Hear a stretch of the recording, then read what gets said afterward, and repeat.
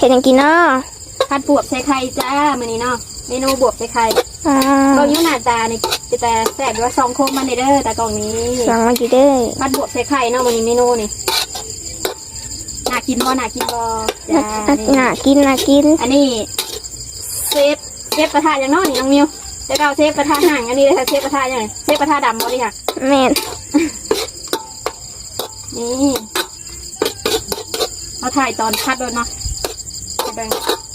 เซฟกระทะดำด้วยนี่เลยพัดบวกใส่ไข่เนาะแจ้งดำบ่ดำนี่ก็เบิ่งเงาน่ะดำจริงๆอันนี้เราให้บวกมันนิ่มๆก่อนเราจะค่อยเอาออกเนาะโอ้ชิมมันก่อน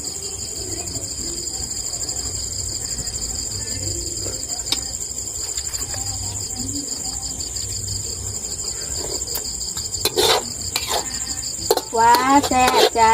อร่อยจ้า